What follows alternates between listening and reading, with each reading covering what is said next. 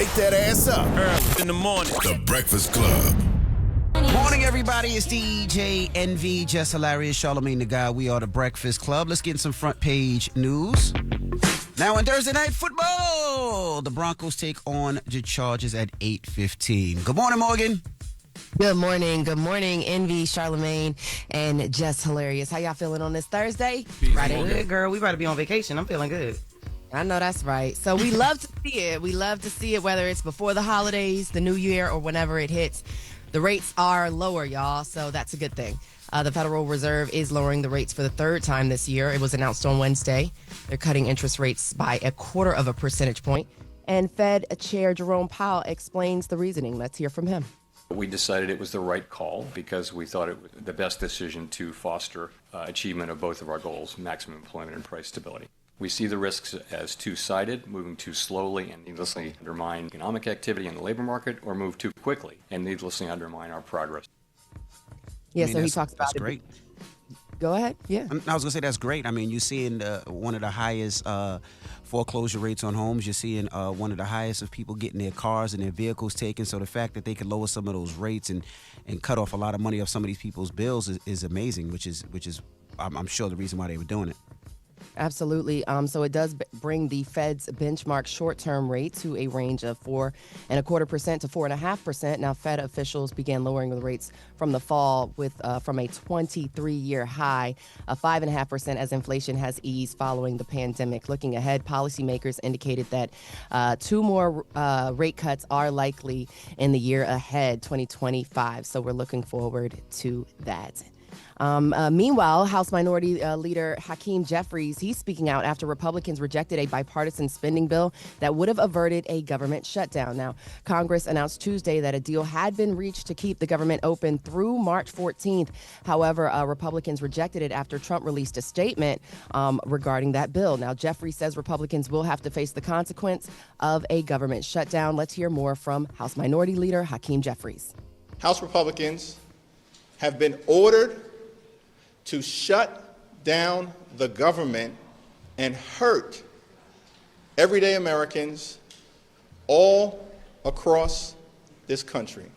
House Republicans will now own any harm that is visited upon the American people that results from a government shutdown or worse. I feel like they do this every year. I feel like every year they have this game of chicken when it comes to the government shutdown. Every couple of months, it seems like it. Not every year. Yeah, Didn't I we was just gonna deal with say- this a couple of months ago? Yes, every few months for sure. And, you know, now that there's a new incoming administration, of course, they're going to handle it differently and how they want to handle it. Jeffries also noted that the deal had disaster relief funds and assistance for families and veterans. So for Trump to kill this bill, we'll see how that impacts us in the coming year. So the White House, of course, is criticizing President-elect Trump for sinking that bill. Although Congress announced they had reached the deal earlier, White House Press Secretary Karine Jean-Pierre said Republicans need to stop playing politics with this bipartisan agreement, or they will hurt hardworking Americans and create instability across the country. She added that the government's shutdown, of course, is going to hurt farmers, veterans, and families, saying a deal is a deal and Republicans should keep their word. Meanwhile, Elon Musk, he talked about it more than 100 times yesterday on X. He called the bill criminal, saying that he posted a warning saying that any member of the House or Senate who votes for this outrageous bill deserves to be voted out in 2 years. So Musk and Vivek Ramaswamy have been elected the president-elect's new heads of Department of Government Efficiency. So, yeah, the two have also voiced their opposition in regards to the bill that would have had the government funded through March 14th. So again, I'll keep you guys posted on this. You know, we're going to take our little Christmas break. We're going to have a little time with our family, but top of the year, you know, it's back to business. So we'll talk more about it at 7. All right. Thank you, Morgan. We'll see you in a little bit. Wake that ass up. Early in the morning. The Breakfast Club. Morning, everybody. It's DJ NV, Jess Hilarious, Charlamagne the Guy. We are the Breakfast Club. Let's get in some front page news and some quick sports. In Thursday night football, the Broncos take on the Chargers at 8:15. Good morning, Morgan. Good morning, Envy, Charlamagne, Jess. Listen, y'all, we were talking about TikTok yesterday, right? So the Supreme Court will hear arguments over a law that would ban TikTok. Now, the law will require ByteDance, which is the company that owns TikTok, to sell the popular video sharing app or be banned. It's set to go in effect on January 19th. Now, the company is asking the Supreme Court to block the law while it appeals a lower court ruling that upheld it. Oral arguments are set for January 10th. So like I said before, back to business, top of the year.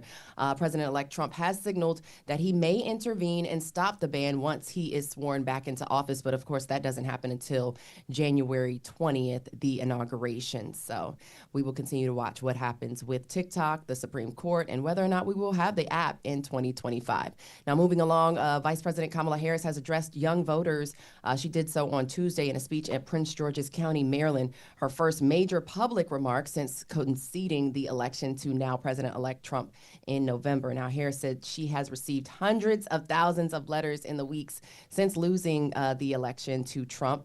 And she also talked about this week's tragic shooting at the private Christian school in Madison, Wisconsin. Let's hear more from Vice President Harris. I am here to reaffirm our shared commitment to the work ahead. These letters share a common theme. Yes, there is disappointment, but there is also resolve for the future. As we hold our loved ones close this holiday season, we as a nation must renew our commitment to end the horror of gun violence, both mass shootings and everyday gun violence. She went on to she called on Americans to stay in the fight as Trump returns to office to the White House next month. She also did not go on record about her future political plans, saying only that staying in the fight is a responsibility that in her words, comes with the privilege of being an American. Of course, ever since her loss to Trump, rumors have been swirling that she will seek the Oval Office again in 2028 or possibly run for governor in her home state of California. What are you guys' thoughts on that? Well, if she runs for governor of California, that's going to take her through 2028, so that'll take her out the running for 2028. But if she decides to run again, it's not like she's just going to be out there running for president. She's got to go out there and, win the spot. Because, in 2028, it's going to be probably 10 people on both sides, Republican and Democrat, in the primary. So she's going to have to win a primary before she just becomes the nominee again. So. Yeah. But what about the messaging? Just stay in the fight. Is it more of the same, or do you think that is how is the best way to rally the Democratic Party? I don't even like when Democrats say stay in the fight, because Democrats have shown us they don't know how to fight. So how about y'all learn how to fight first, and then come back? Well, let me ask you: do you think she learned from the last year how to fight or how to fight better, and she has enough time now to properly fight? Yeah, but here's the thing, and I've been saying this: everybody that wants to run in 2028 needs to start campaigning now. When I look at somebody like Gavin Newsom is campaigning now. When I look at somebody like Nikki Haley, they campaigning now. And you know how they campaigning? Through media. Yeah. Like Gavin Newsom got a podcast that comes out every week with Marshawn Lynch. Nikki Haley got her radio show on Sirius XM. They are making real connections with people right now. Yeah, it only makes sense if they're real, though, not giving me political answers. If they're being 100% honest and real. If they see something that they don't like, say it. If they see some F-ish, say it. Oh, they are on their respective platforms, because it's impossible not to be. It's not like you in front of a camera and your team is giving you all this scripted stuff to say. Like, you're out there actually just making real connections with people. We do radio. Yes. We do podcasts, so we know how comfortable you can get. They are very comfortable on those platforms. All right, well, let's bring things home really quickly to New York. New York Governor Kathy Hochul, she's remaining light-lipped over whether she would pardon Donald Trump after a New York judge recently denied Trump president-elect's bid to drop his hush money case. Now, Hochul said there's a lengthy pardoning process in the state, and everyone needs to go through it, whether they are the president or someone else. Let's hear from New York Governor Kathy Hochul. It is lengthy. It requires a couple of elements. One is remorse. No one will be treated any better or any worse by me when I make those life-altering decisions, as we're looking at petitions that are coming in throughout the year. So no one gets extra favors. No one gets treated worse. So when asked by the media if presidential immunity is a good case, she said no one would, again, get treated any better or worse when making those life-altering decisions. Now, Trump had argued the charges should be dropped on presidential immunity grounds. Of course, he was convicted on 34 counts in May over hush money payments made through then lawyer Michael Cohen to adult film star Stormy Daniels. So again, we'll keep you guys posted on that. It's a lot to watch in the top of the year. Speaking of which, our government, for sure. Are we ready with that? In the last hour, we did speak about a bill that would have kept the government funded through March. Congress clapped back. Queen Jasmine Crockett, I believe, is on the phone, called up for Charlamagne. Can you take it from here, Charlotte? Congresswoman Jasmine Crockett. Good morning, Jasmine. Morning, y'all. How you feeling? Good morning, girl. Terrible. Why? They don't want me to go home. Oh, boy. Yo, Jasmine, why does it seem like this threat of a government shutdown happens every year? No, every couple months it seems like it. Yeah, you're right. It has been an ongoing every couple of months type of situation, but we always made it through. But this time, I don't know what's going to happen. Listen, we don't have elections, so they didn't already got elected. They sure did. Everybody gonna forget in 2 years, like everybody forgot 4 years later all the crap that we went through with Trump. And so now they're talking about shutting down the government. So when y'all get stuck at the airport trying to get home, hey, y'all know who to blame. So can you break down what exactly that means? Because when people hear it, we hear it so much, it really means nothing anymore. So when they talk about shutting down the government and we see millions sent to all these different countries, what does shutting down the government actually really mean? It legitimately means like turning off the lights. So if there is a governmental agency, no money really for the most part is flowing through to that agency. So when you think about our military, whether our troops are here or abroad, they're not getting money. Okay. So they still have to show up because we consider them to be essential, but they're not getting checks. So same thing with TSA. TSA is essential. Same thing with our air traffic controllers. They're essential. When you think about Border Patrol, they're essential, but they're not getting checks. So what happens is a lot of people burn through any time that they have off because they're like, well, why am I going to show up and you're not going to pay me? And you risk losing your job if you're like, you know what, I can't do this. Like, we need money today, so I'm going to go and get another job. They actually will fire you if you go and get another job. So for anybody that is receiving Section 8 benefits or trying to get benefits, you may not necessarily get that because there's nobody there processing that. If you're trying to get your veterans benefits, you may not get that. So any and everything that the federal government touches, it stops. Damn.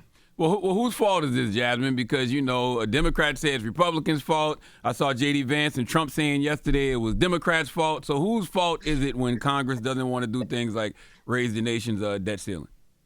Okay, so the debt ceiling is completely different. Oh, okay. So this is something different. Yeah, the debt ceiling is different, but he's trying to throw that into our budget, okay? Okay. So basically, like, just pretend like you paying your bills for the month. And you got your mortgage, you got your car note, you got your utilities. So we have 12 appropriation bills. We haven't gotten through our budget. So basically, it's like, you know what? We just gonna hold this over. Everything that we already been paying, we gonna keep paying it until March. That's what the continuing resolution is, okay? But let's say, like, you run out of money. Your bills are higher than the money that you got coming in, right? That's when you've hit basically your credit card limit. That's the debt limit. Our debt ceiling will not be reached until next year. And we'll have to go through a fight to raise the limit and that kind of stuff. But we haven't hit it. When they decided to get rid of Kevin McCarthy, it was Trump that was like, y'all need a new speaker because he raised the debt ceiling. But he knows that he's about to run up our debt like he did the first time. So he wants to raise it before we've even hit the limit because he wants to run up our debt, taking care of all these rich folk that he's putting into his administration. Oh, okay. So what do you think about when Elon Musk said the government should shut down until Trump becomes president? What do you think about that? Listen, considering the fact that they don't know how government works, I'm just going to say that things will get real spicy if that happens. So, listen, I don't see us shutting down that long. I mean, if the Republicans are that ignorant, so be it. But this is what happens when you put very rich people over the government because they don't care about the rest of us. They're not going to feel the same pain. They can go off to whatever random island or country they want to and wait it out and get taken care of. That is not the case for the average American. So, I mean, I just want y'all to understand that Elon Musk is puppeteering Donald Trump right now. He bought that presidency. For anybody that thought they were electing their homeboy, somebody who's going to take care of them, he ain't consulted with y'all. It's Elon that's calling the shots. So what can people do? What can people do? Can they do anything, or we just have to sit back and just take it? Pause. I mean, listen, you can always call your representative, and even if you have a representative that is of a different ideological background than you, they are still your representative. So I would say put in the calls, because that's how you get elected. We don't get elected by Elon. We don't get elected by Donald Trump. We get elected by the people that are in our districts. So it's important that we hear from them and they say, listen, do not shut the government down. Hey, Jasmine, I got 2 more questions. Something you said just now made me think about something. You said that Elon bought the presidency, right? Elon spent what? How much they said he spent on Trump's campaign? Like $200 million? No, $250 million. $250 million. $250 billion. So how does that get you? A presidency, but the over $1 billion that the VP raised doesn't? Yeah, because there was a complete difference when you got one person that is spending that much money. That is who his allegiance is to. I appreciate everybody that donated to the VP, because that was a consolidated $1 billion. And that's just one person that did the $250 million. We're talking about he still got plenty of money from other people, but the only person that he clearly is listening to and rewarding right now is Elon. What do you want to see the Biden administration do over the next 30 days before they get out? Well, one of the things that I just sent off to the president was a letter about the crack cocaine disparities. So we know that back in the day, it was 100-to-1 difference when it came to crack cocaine. We know under Obama, it was reduced to 18-to-1. And as they've prosecuted those cases, it's been 1-to-1. But there's a lot of people that are still stuck in prison right now that have that 18-to-1 disparity. I'm asking that all of those sentences be recalculated to a 1-to-1. And we have the numbers, and thousands of people would actually get out of prison, and another few more thousand people would actually have their sentences reduced. And honestly, anything that he can do to make Trump's transition more difficult, I'm here for it. Well, thank you so much. So you don't want a peaceful transfer of power? Listen, it's going to transfer, but if he decides that he wants to keep it shut down, I do want him to understand that there is not an exception in a shutdown for your inauguration monies. And in this continuing resolution, they literally have more than $90 million in there for his daggone inauguration party. So, whatever. My last question, do you think Biden has quietly quit? No, absolutely not. We'll see. If he don't do nothing over the next 30 days, I'm gonna say he quit. All right. Well, thank you, Congresswoman Jenna. Y'all have a good Senator. You too. All right, thank you, Jasmine. All right, thank you, Morgan. Have a great holiday season. Oh, thank you guys. Happy holidays. I hope you guys enjoy your holiday season. See you top of 2025. It's going to be a great year for us. And that's your front page news. I'm Morgan Wood. Follow me on social at Morgan Media. And for more news coverage, follow at Black Information Network or download the free iHeartRadio app and visit us at BINnews.com. Thank you all. Wake that ass up. Early in the morning. The Breakfast Club.